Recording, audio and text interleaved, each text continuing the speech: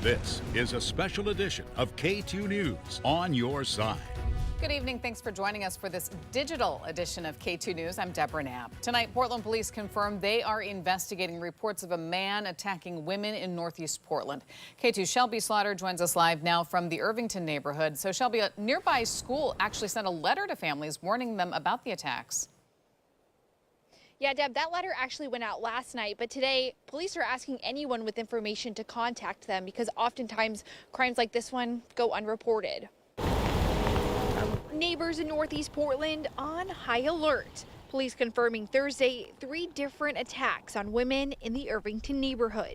A man is walking up behind women and touching them in their buttocks and then taking off. Portland police spokesperson Mike Benner asking people to stay vigilant and report anything suspicious. The Madeline School principal sending out this letter to families on Wednesday. It reads in part, recently there have been reports circulating within our neighborhood about incidents involving a man who has been hitting and grabbing women. We want to assure you that the safety and well-being of everyone in our school community, especially our children, are our utmost priorities. Benner says there's no description of the suspect at this time, but encourages anyone who sees something to say something. If you are a victim of this individual or individuals, please call police, report it, because sometimes I think these cases go unreported. But if they're reported, we can look into it further. We can get more information. So just pass that along. And I've also seen similar reports of attacks here in this neighborhood on Nextdoor, but police weren't able to confirm those. Reporting live in Portland, I'm Shelby Slaughter, K2 News. Shelby, thank you. Tonight, Portland police are investigating a threat to Benson High School. In a letter to families, the principal said the threat was posted on social media by an anonymous account. Additional police patrols will be around campus today and tomorrow. They were. Students and families can report threats or safety concerns to the Safe Oregon tip line. The number is on your screen, 844-472-3367. You can also email tip@safeoregon.com. A Salem man is behind bars tonight, accused of kidnapping a former girlfriend and her 2 kids. 25-year-old Augustin Caldaza Sierra was arrested this morning. It happened last Thursday. Police say he assaulted his former girlfriend, then forced her and her kids into his vehicle. The woman told police she was able to escape as the suspect was driving. The kids were later found safe. Tonight, the Oregon Nurses Association is calling for the removal of several health officials at the Multnomah County Jail. The nurses cite serious health care and operational issues, including several inmate deaths, in a letter to the county board. K2's Emily Gersh talked with one of the nurses today. She joins us now from the live desk. So what led to this decision? Yeah, Deb, well, in February, a majority of the nurses in the union voted no confidence in the leadership at the jail. They tell me since they were denied the opportunity to speak at today's board meeting, they decided to make that vote public. In an 8-page letter to county leaders, the nurses claim Corrections Health Director Michael Obiero failed to adequately staff the correctional facilities, left in the midst of a crisis in inmate deaths, created a hostile work environment, and ignored staff concerns over working conditions. K2 News has been tracking the inmate deaths at the jail. There were 7 deaths in 2023, 3 were by suicide, 2 were fentanyl overdoses. Data from the jail shows there were no deaths in 2020 or 2021 and 3 in 2022.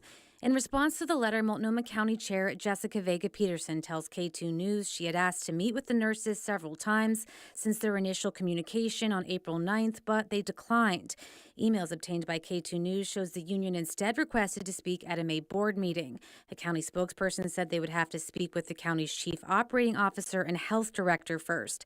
The union did not respond and instead showed up at Thursday's board meeting with signs and copies of the letter for the board members.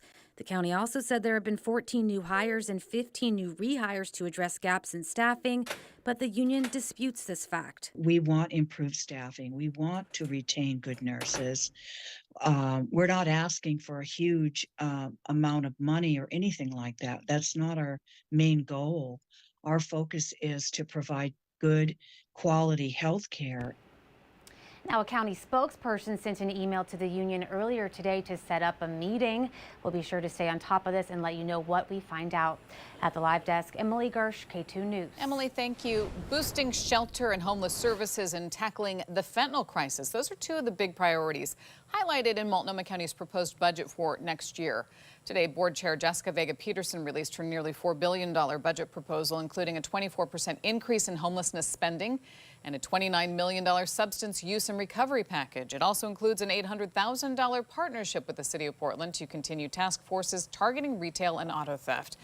Community members will be able to give feedback at 3 public hearings in May. Those are scheduled for the 8th, 15th, and the 29th. Commissioners will vote on a final budget on June 6th. Next week, the Portland Public Schools Board will take public comment on its proposed budget for the upcoming school year. The district needs to make $30 million in cuts due in part to inflation and declining enrollment. Last night, PPS interim Superintendent Sandy Husk laid out the district's plan to make that happen. It includes cutting 108 full-time positions from the central office and 97 positions from schools. There will be a budget hearing with public comment next Wednesday, May 1st. K2 will continue to track developments. We have more information about the board's proposal on our website at katu.com. Pacific Power wants to increase electricity rates by more than 21% for the average customer. So next week you have a chance to weigh in. Oregon Public Utility Commission is hosting a virtual event Tuesday, April 30th from 6 to 7. The commission is in charge of approving the rate hike. It would cost the average customer about $30 more per month. Pacific Power says some of the reasons for the hike include infrastructure investments and wildfire management. And a K2 traffic alert now. This Sunday, drivers can expect delays on the Morrison Bridge. For 2 hours, crews will be on the east end of the bridge filming a promotional video. It's scheduled to begin at 8:30 a.m. and should wrap up by 10:30. 82nd Avenue of Roses Parade is this Saturday. It's the 18th year for the event. Features floats, marching bands, all sorts of performers, and more. The parade kicks off at 9:30 at Eastport Plaza, ends at 78th and Yamhill Street. You have one more chance to check out the Tulip Festival tomorrow. That's the only day tickets are still available before the festival closes on Sunday. Tickets for the weekend sold out. Remember, you have to purchase them online and they are not available on site. And if you do head to the Tulip Festival, make sure you wear your rain boots, right, Yes, Allison? rain boots and a jacket because it's going to be much cooler. We have cooler weather in store and the rain is not going anywhere for the next 7 days, really. A look down in Lincoln City right now. We have a look at the In Spanish head camera. You know, you can't see the raindrops on the camera lens anymore, but you could just see that it is a gloomy day out there. It's been a gloomy day so far. We've seen a lot of rainfall, heavy rain at sometimes closer to Hood River and the Cascades. And for right now, we're seeing some of that heavy rainfall in Longview right now. So a lot of those yellows and oranges out there. But overall, this system is pretty widespread throughout the area. Just a lot of rain over towards Hood River. Still some of those heavy downpours, but just little pockets of it. Over the last 12 hours, we have seen some rainfall accumulation in the Portland area, just under half an inch, a little bit lower in Salem, 37/100ths of an inch over in Vancouver. And we're getting closer to an actual inch over in Tillamook. So we're going to continue to see rain. So the accumulation over the next several hours is going to increase. This is a look at downtown Portland right now. It's a very rainy day, 55 degrees. Those winds are still pretty high. Southerly winds around 14 miles per hour. The wind gusts 24 miles per hour in Portland and even in Vancouver, 21, 30 in Eugene. It's been a really breezy day. It's going to continue to be breezy into the evening as well. So this is a look at 7:30, 8:30, we're seeing that the winds are going to start to calm down just a bit.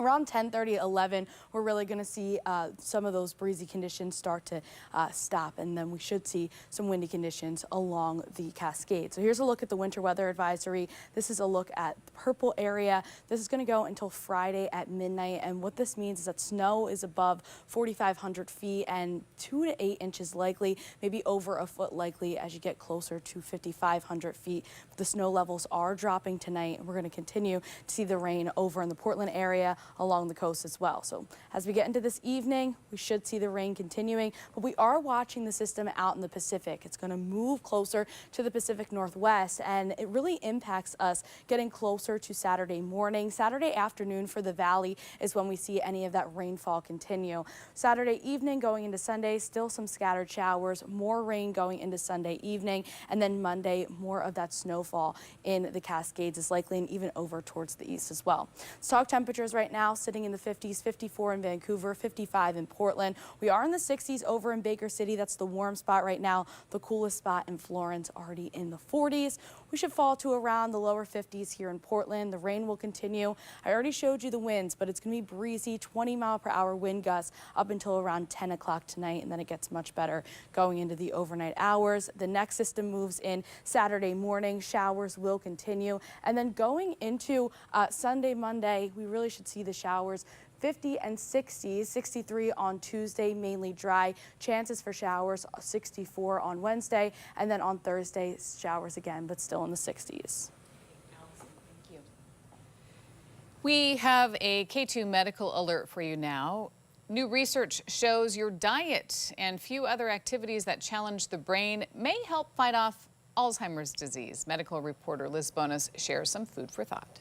Hey there, everybody. The Alzheimer's Association says 3 diets now appear to help provide food for thought, you might say. But the foods need to be combined with a few other healthy brain habits. At the Brains in Bloom event for family members and friends connected to Alzheimer's disease, the flower arranging and socialization, one healthy brain habit, especially for Terry Thomas and her mom. I get to see her be happy and thriving and just get out and mingle with other people, socialize, and just have a really good time. Activities like this are mentally challenging. Activities like this are physically challenging. Come on. Both are critical to keeping memory and thinking strong, Adam Ortman told me.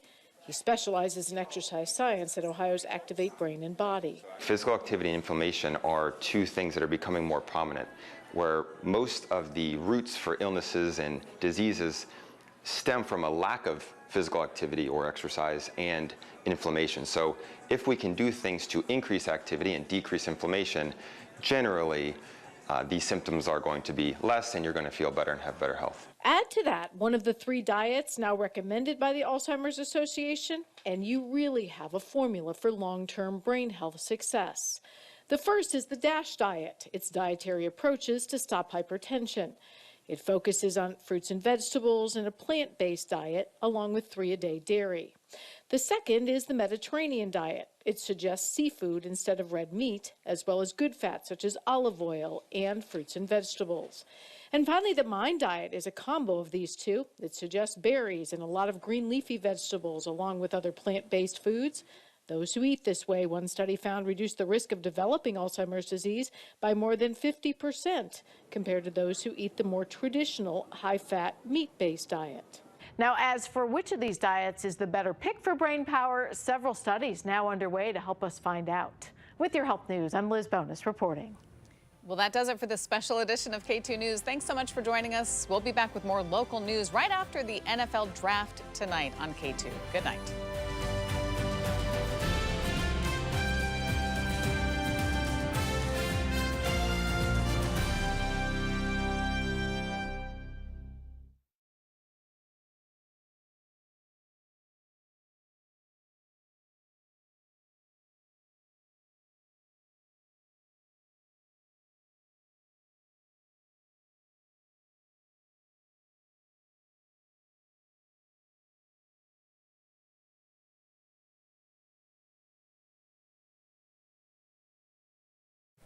This is your K2 News Flash Briefing. I'm Deborah Knapp. People living in the Irvington neighborhood of Northeast Portland high alert tonight after reports of a man attacking women in broad daylight. Police confirming Thursday 3 different attacks on women in the neighborhood of Irvington. They say the man approached the women, touching their buttocks, and then runs off. No description